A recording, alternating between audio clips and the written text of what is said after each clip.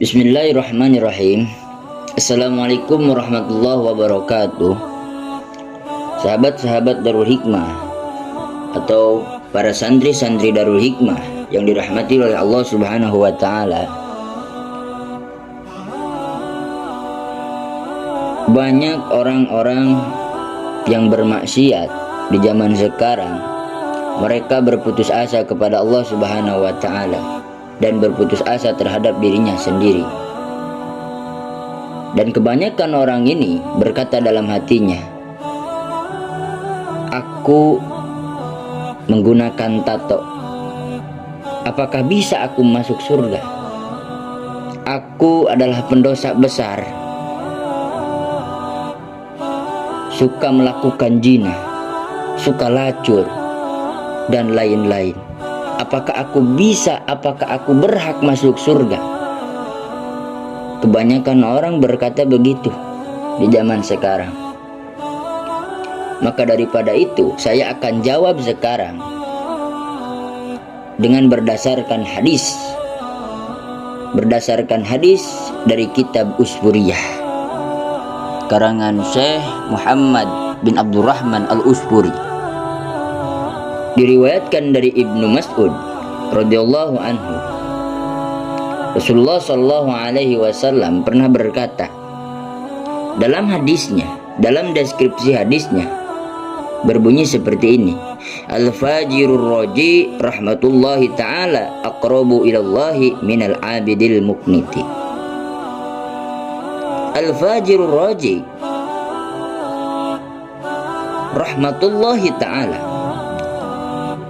artinya pendosa yang masih mengharapkan rahmat Allah Subhanahu wa taala adalah aqrabu ilallahi. Mereka itu sebenarnya seseorang yang lebih dekat kepada Allah minal abidil muqniti, ketimbang seseorang yang alim tetapi selalu memutuskan rahmat Allah Subhanahu wa taala. Bayangkan, begitu mewahnya hadis ini, begitu dalamnya hadis ini, rahasia terbongkar dalam hadis Usburiyah. Ternyata seseorang yang maksiat, yang masih mengharapkan rahmat Allah, bahwa mereka akan yakin masuk surga karena dengan ampunan Allah Subhanahu wa taala itu lebih dekat kepada Allah walaupun orang maksiat, ketimbang seseorang ahli ibadah tetapi mereka memutus rahmat Allah. Dan sekarang, apa maksud memutus rahmat Allah? Maksud memutus rahmat Allah Subhanahu wa taala adalah percakapan atau ucapan dalam hati seperti ini. Contoh, dikala kalian dilanda dengan usaha bangkrut, atau dikala kalian dilanda dengan kekurangannya ekonomi, maka seakan-akan hati kalian akan berkata, ya Allah, bagaimana saya akan hidup untuk nanti? Bagaimana saya akan hidup untuk besok? Sekarang juga sudah tidak punya nasi. Sekarang juga sudah tidak punya uang. Itu adalah ucapan memutus rahmat Allah. Hati-hati.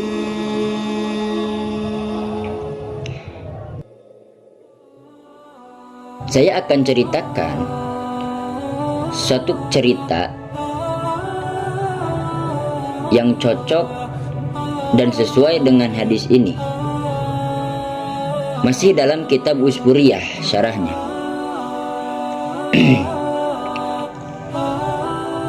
Dikisahkan dari Zaid bin Aslam dari Umar radhiyallahu anhu bahwa seseorang lelaki dari umat dahulu ada yang rajin beribadah,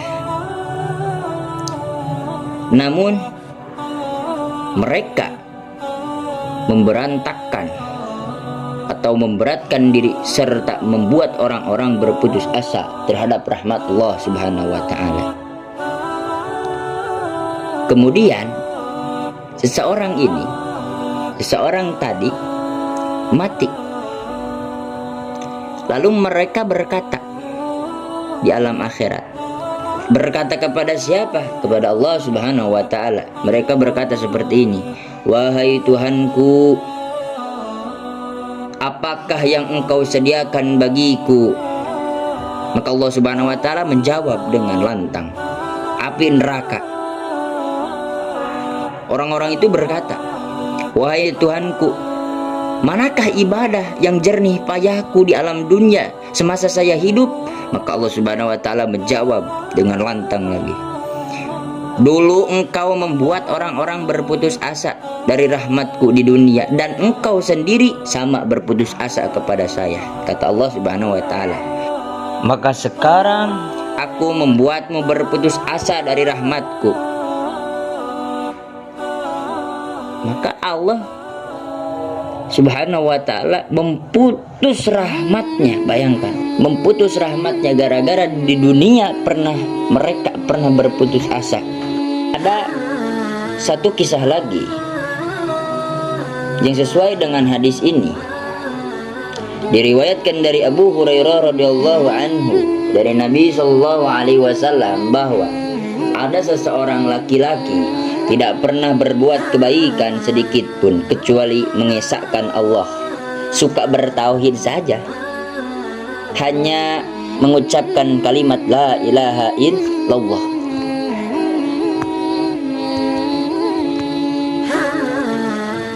Dan seseorang ini ketika menjelang matinya, ia berkata kepada keluarganya, wasiat kepada keluarganya, berwasiat seperti ini, wahai keluargaku, jika aku mati, maka bakarlah aku dengan api sampai menjadi abu. Kemudian buanglah abunya ke lautan. Maka dikala seseorang ini mati, ternyata keluarganya menjalankan wasiatnya. Mereka pun menjalankan wasiatnya. Kemudian ia ditanya oleh Allah Subhanahu wa ta'ala di alam kuburnya. Si mayit ini ditanya oleh Allah, apakah yang menyebabkan engkau melakukan hal ini? Apa? Kata Allah Subhanahu wa ta'ala berkata seperti itu.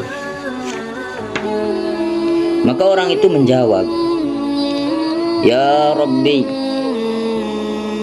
hei Tuhanku, aku melakukan pembakaran diri ketika aku mati karena hidupku dulu selalu bermaksiat, selalu mempermalukan engkau ya Rabbi, dan saya bertekad untuk membakar diri saya sendiri. Karena kenapa? Karena saya takut kepada Allah Subhanahu wa ta'ala, kata seseorang ini.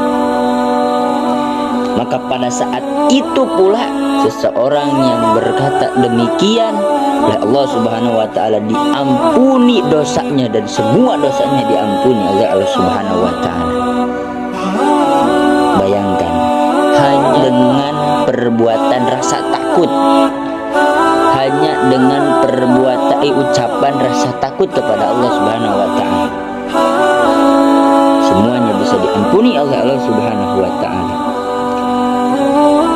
Padahal bayangkan, seseorang ini adalah seseorang yang banyak bermaksiat, beribadahnya cuma sedikit, selain mengesahkan Allah, hanya mengucapkan lafaz la ilaha illallah.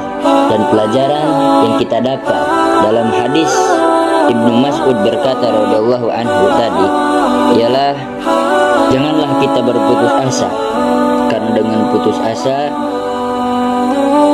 kita akan lebih jauh kepada Allah Subhanahu wa ta'ala dengan berputus asa. Maka daripada itu, jauhi hati yang berkata keputusasaan. Sekian dari saya, semoga bermanfaat bagi kalian semua yang menonton channel ini. Wabillahi taufiq wal hidayah. Assalamualaikum warahmatullahi wabarakatuh.